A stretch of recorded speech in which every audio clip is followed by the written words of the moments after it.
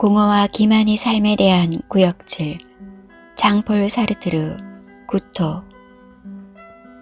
20세기 프랑스의 가장 위대한 지성적인 소설가가 장폴 사르트르라는 사실은 누구나 잘 알고 있다. 그는 얼마나 위대했던지 남들이 타지 못해 안다라는 노벨 문학상까지도 막상 수상자로 지명되자마자 거절해버렸던 것이다. 그는 뭐니뭐니 해도 그의 계약 결혼에 의한 시몬느 보부아르와의 특이한 결혼 형태와 그 전매 특허인 양 널리 알려져 있는 참여문학, 앙가주막 문학론으로 너무나 유명하다. 이 두 가지 사항에 대해 얘기하기 전에 그의 대표적 소설작품인 구토에 대해서 먼저 알아보자. 구토는 일기체 형식의 소설이다. 소설다운 구성이 희박하고 일기체 형식의 수필과도 비슷한 문학 장르로 생각되나 앙투안 로강탱이라는 주인공이 입구에서 소설로 분류되기는 한다. 사실 사르트르는 소설가로 널리 알려져 있지만 이것은 잘못된 일이다. 사르트르는 구토를 제외하고는 몇 편의 단편을 모은 벽이 있을 뿐이다. 그의 유일한 대하장편 소설인 자유의 길은 쓰다가 종결을 짓지 못하고 만 소설이다. 구토, 벽, 자유의 길, 이 세 권의 소설 작품만으로 그렇게도 유명한 소설가로서의 이름을 남긴 데는 또 다른 이유가 있었다. 그는 2차 세계대전에 참여하여 독일군의 포로가 되었다가 구사일생으로 살아난 후 창백한 철학자로서의 문학을 정산하고 사회에 가장 강하게 참여하는 적극적 앙가 주망의 길을 걷게 되면서 이름을 떨치기 시작했다. 그는 이러한 문학자의 사회 참여의 방법으로 소설과 시를 버리고 연극을 선호하기 시작했다. 그래서 그는 무수히 많은 희곡을 집필했던 것이다. 한 편의 연극이 극장에서 공연되었을 때 그 연극을 제대로 잘 이해하고 감상한 관객은 수십 건의 소설을 읽은 독자보다도 훨씬 더 충격을 받는다는 것이다. 악마의 신, 광기와 천재, 더러운 손, 무덤 없는 죽음, 알토나의 유패자 등이 그의 대표적 희곡 작품이다. 사르트르의 예상은 적중했다.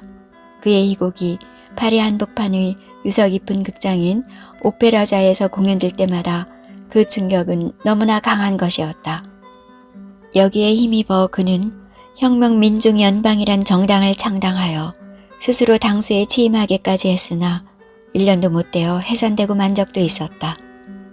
구토는 사르트르가 이렇게 강력한 사회개혁자, 앙가주망의 기수로서의 면모를 확립하기 전에, 그러니까 그의 순수한 문학청년 시절에 쓴 작품이다.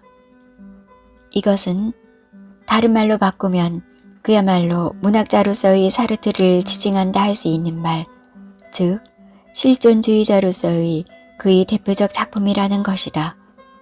청년 시절의 사르트르는 앙가주망 따위는 생각지도 않고 서재와 연구실, 그리고 공원 벤치에 앉아 자신의 존재가 왜 이렇게 우연적이고 까닭이 없으며 허무하기만 한가에 대해 사색했다.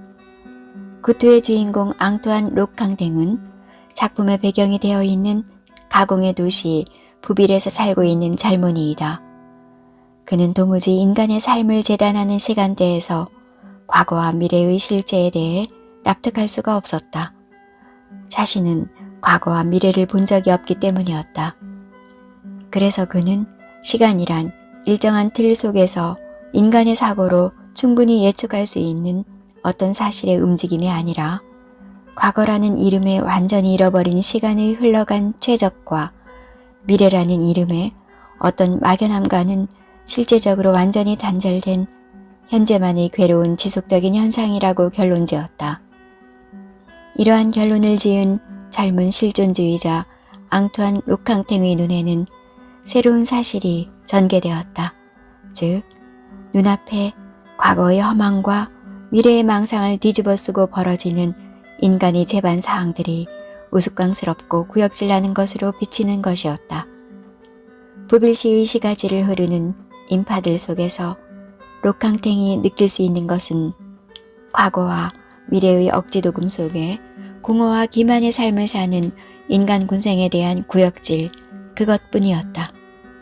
록캉탱이 부빌 시립도서관에서 도서관 장서를 처음부터 한 권씩 읽어 자기 존재의 어떤 필연성을 찾고자 하는 어느 고행자를 만났을 때도 그가 느끼는 것은 구역질 뿐이었다.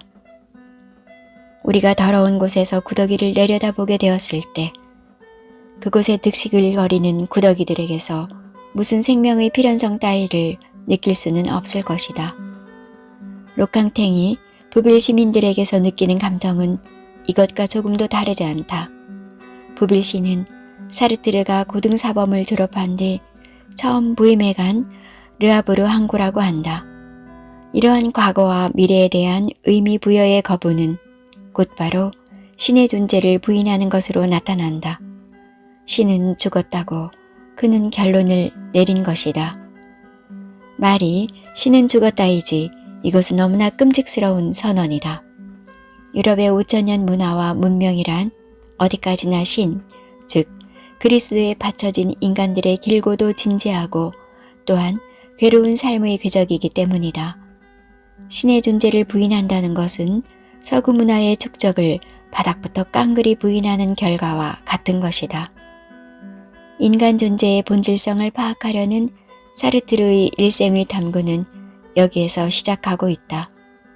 사르트르는 무엇보다도 인간을 가장 적나라한 모습으로 바라보아야 한다고 주장한다. 과거의 모든 체계적 사상의 설명이나 미래의 허망한 자기 기만의 이론적 체계에서 해방시켜야 한다고 주장한다. 이런 점에서 전례적인 결혼의 의미도 거부한 것이다. 즉, 있지도 않은 신을 있다고 생각하지 말라는 것이다. 즉, 그는 인간은 아무런 뜻 없이 그저 던져져 존재할 뿐이라는 결론에 이른다. 그가 흔히 말하는 존재는 본질에 앞선다 라는 구절의 뜻은 여기에 있다. 그러나 2차 대전에 참여하고 난 후에 사르트르는 인간은 어떤 존재인가 하는 끝없는 물음에서 인간은 무엇을 할 수 있으며 무엇을 해야 하는가라는 문제로 관심의 초점이 바뀌어간다. 창백한 실존주의자가 안가주망의 정치혁명가로 바뀌는 것이다. 누보로망의 첨예한 이론가인 로브그리에는 구토를 20세기 초반 30년 동안 프랑스에 나타난 가장 위대한 걸작이라고 말하고 있다. 이 작품은 초기 사르트르의 실존 사상을 잘 말해준다.